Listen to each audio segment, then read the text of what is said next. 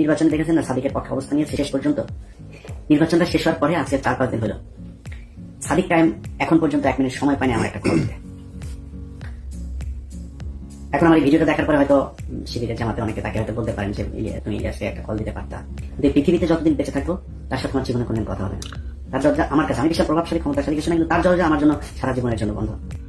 নিশ্চয়ই শুনেছেন, গতকালকে থেকে সোশ্যাল মিডিয়াতে সাংবাদিক ইলিয়াসের এই বক্তব্যটা খুবই ভাইরাল, যে তিনি কি আসলে ডাকসুর ভিপি সাদিক কায়েমের উপর ক্ষিপ্ত নাকি অভিমান। এখানে দুইটা পয়েন্ট কানেক্টেড। কারণ ঠিক ডাকসুর নির্বাচনের 1 থেকে 2 দিন আগে সাংবাদিক ইলিয়াস, পিনাকি দ্বারা বা তাদের যে টিম আছেন আমার দেশ পত্রিকা সহ আরো যারা আছেন, তারা যৌথভাবে সাদিক কায়েমকে আসলে যথেষ্ট প্রমোট করেছেন। ডাকসুতে সাদিক কায়েমের যতগুলো ভোট আছে, এটা আমার ধারণা ধরেন মিনিমাম 5% ভোট হলেও, মিনিমাম 5% ভোট হলেও আপনার সাংবাদিক ইলিয়াস তার যেই অবস্থান সেই জায়গা থেকে তিনি সেখানে ভূমিকা রাখছেন। এটা 5 থেকে 50 হইতে পারে ফর এক্সাম্পল।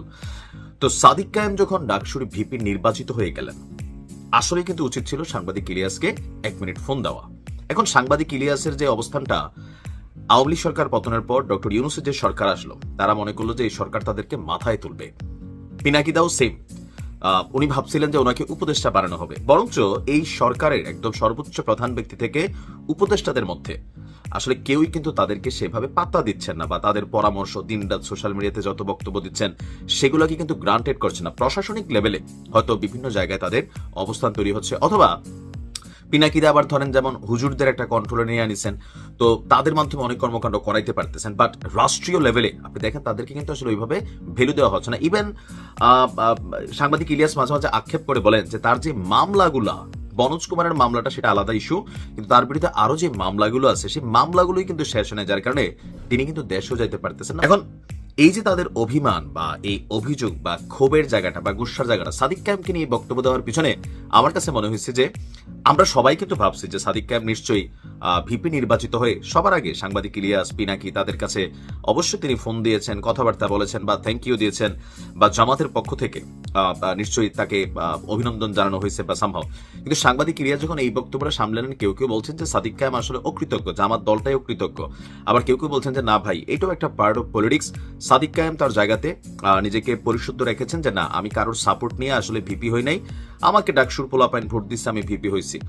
আর সাংবাদিক ইলিয়াসকে যদি ফোন দেওয়া হইতো, সেটাও হয়তো একটা কল রেকর্ড তৈরি হইতো যে না দেখো এখানে ওইখানে আবার কানেকশন আছে, মানে আসলে এখানে ভিতরে ভিতরে হচ্ছে কি এটা কিন্তু বোঝার সুযোগ নেই। তবে সাংবাদিক ইলিয়াসের জায়গায় যদি আমিও থাকতাম, আপনিও থাকতেন, থাকে না যে একটা মানুষের জন্য সামহাও আমি একটা প্রভাব তৈরি করলাম বা তার সপক্ষে একটা অবস্থান নিলাম এবং এটার একটা রিয়েকশন হইলো বা তার সফলতা আসলো, তো সফলতা আসার পরে সেই মানুষটা আমার 1 মিনিট ফোন দিল না, এটাতে আসলে মন খারাপের বিষয়, খুবই সিম্পল ইস্যু। তো আমার কাছে যেটা মনে হয়, সাংবাদিক ইলিয়াস যে জায়গা থেকে বললেন যে আজ জীবনের জন্য সাদিক কায়েমের মানে ইলিয়াসের দরজা সাদিক কায়েমের জন্য বন্ধ হয়ে গেছে, এমনি তিনি তাকে সাপোর্ট করবেন, এটা হচ্ছে ভালোবাসার জায়গা থেকে। আর অভিমান বা ক্ষোভের জায়গাটা যেটা, মানুষ তো সাংবাদিক ইলিয়াস এমনি হাইপার ক্যারেক্টার, তো সেই জায়গা থেকে হয়তো সাংবাদিক ইলিয়াসের চিন্তা হয়েছে যে এই বিষয়টা তিনি সামনে নিয়ে আসছেন যে সাদিক কায়েমের জন্য তার রাস্তা আজীবনের জন্য বন্ধ। আর পিনাকিদা যদিও এটা নিয়ে ওইরকম কোনো রিয়েকশন দেন নাই, তবে কেউ কেউ বলেন যে পিনাকি এই মুহূর্তে জামাতের যে কন্ট্রোলিং একটা অবস্থান তিনি সোশ্যাল মিডিয়াতে, মানে তার এই মুহূর্তে ভক্তদের যেই সংখ্যাটা বা কমেন্টার বা ভিউয়ার্স মোটামুটি সবাই আছে, কিন্তু সাপোর্টিং প্যানেলটা এটা হচ্ছে পুরোটাই জামাতপন্থী এবং কি হুজুরপন্থীদের। তো কেউ কেউ মজা করে বলেন পিনাকিদা হচ্ছে আসল বস। কেন? একসময় আওয়ামী লীগকে দিয়া এই জামাতের যারা সিনিয়র নেতারা আছেন, এই যে কি বলা হচ্ছে যুদ্ধ অপরাধী বিচার, মানে ফাঁসির রায়টায় সেই যে মানে বিশাল ভূমিকা তৈরি করা, আপনারা সকলে জানেন গণজাগরণ মঞ্চের মূল হোতাই ছিলেন পিনাকি।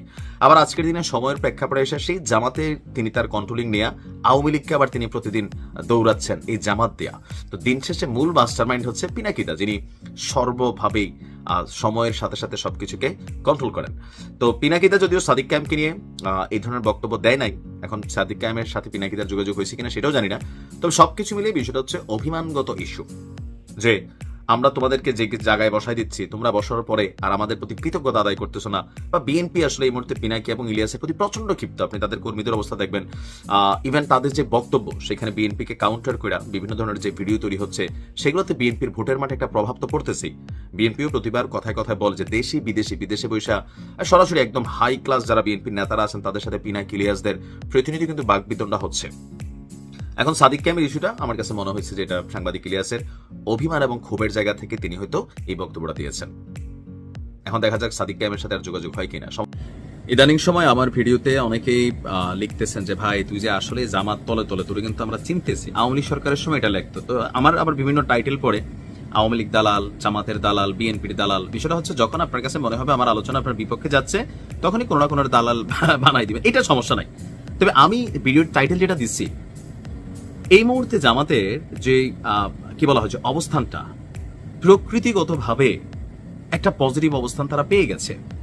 ইভেন পাবলিকলি তাদের যে কর্মকাণ্ড সেখানেও পজিটিভ সাপোর্ট তৈরি হচ্ছে। যেমন ধরেন আমার ভিডিওর ক্যাপশন কিন্তু যে জামাতকে মাওলার গায়েবী মদত, অসম্ভবকে সম্ভব করে দিচ্ছে। শুধুমাত্র যে অটোমেটিক আসমান থেকে টপকাচ্ছে তা না, যে কোনো মদতই আল্লাহর পাক থেকে যখন আসে, আল্লাহর কাছ থেকে আপনার কর্ম পলিসির উপর নির্ধারণ করে কিন্তু এটা সফলতা তৈরি হয়। এবার 5ই আগস্টের পরে জামাতকে আমরা ভিন্ন রূপে দেখছি। এর মধ্যে সবচেয়ে গুরুত্বপূর্ণ একটা কৌশল ছিল জামাতে ইসলামী, এই যে একটা ইসলাম বেসিস দলের মধ্যে অমুসলিম যে ভোটাররা আছেন তাদের যে ভোটগুলা মিস হচ্ছিল, সেটার জন্য প্রথম কৌশল জামাত নিয়েছিল যে তারা জামাতের অমুসলিম শাখা তারা তৈরি করলো। এটা নিয়ে আলোচনা সমালোচনা হয়েছে, বাট তারা তাদের রাস্তায় আছে। তো অনেকে ভাবলো যে ইসলামের একটা দল জামাত ইসলামের থেকে যাবে, হিন্দুরা কি যাবে, আসেন দেখি আসলে যাচ্ছে কিনা। তবে আমি শিবিরের সভাপতি না মানে ডাকসুর ভিপি সাদিক সহ বাকি টিমকে ধন্যবাদ দিচ্ছি। এটার নাম হচ্ছে সিস্টেম। ক্ষমতায় যাইয়ে যে কাজটা করছে, ছাত্রী হোস্টেলদের জন্য 5টা স্যানিটারি ন্যাপকিন ভেন্ডিং মেশিন, এটা একটা সমস্যা আমাদের সমাজে, মা বোন সবারই আছে, স্ত্রীও আছে, যে স্যানিটারি ন্যাপকিন ব্যবহার করে কোথায় ফেলবে, এখানে সেখানে ফেলে দেয়। তো এই জন্য শিবিরের তারা করছে কি, পাশ করে দেখেন 2 দিনের মধ্যে 5টা স্যানিটারি ন্যাপকিন ভেন্ডিং মেশিন মেয়েদের হলে হলে দিয়ে দিচ্ছে, বসাই দিচ্ছে। এটাতে মেয়েদের কত উপকার হচ্ছে বিষয়টা বুঝতে পারছেন? এরকম কাজ করতে হবে তাৎক্ষণিক। যেগুলো খাবে, হোটেলে গিয়া খাওয়ার যে হোটেল আছে সেখানে গিয়ে হাত দিছে যে ডাইলের মান খারাপ কেন, তরকারির মান খারাপ কেন, 15 দিনের আলটিমেটাম দিছে। ছাত্ররা কিন্তু খুশি। আপনার বুঝতে হবে যে কোথায় শিবির খেলতেছে, জামাত খেলতেছে, এগুলোতে মানুষ খুশি হচ্ছে। টেকনিক্যালি আপনি পারতেছেন না, এটা হচ্ছে আপনার ব্যর্থতা। আচ্ছা, চাঁপাইনবাবগঞ্জে ঘটছে ভিন্ন এক ঘটনা। জামাতের যে পলিসিটা ছিল অমুসলিম ভোটারদের ভোটগুলোকে নিজেদের বাক্সে ঢুকানোর জন্য জামাতের যে অমুসলিম শাখা খুলছিল, দেখেন সেটা তড়িৎ গতিতে কি কাজ দিচ্ছে। তাও কখন? যখন জামাতের চারদিক থেকে একটা সুবাতাস বইছে। বিএনপির জন্য অবশ্যই টেনশনের বিষয় এটা।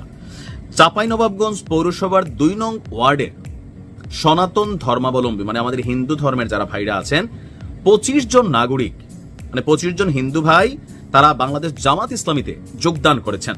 আর এই ঘটনা ঘটেছে গতকাল বিকেলে চাঁপাইনবাবগঞ্জ জেলা জামাত অফিসে। সাবেক সংসদ সদস্য মোহাম্মদ লতিফুর রহমানের হাতে তারা আনুষ্ঠানিকভাবে যোগদানপত্র জমা দেন।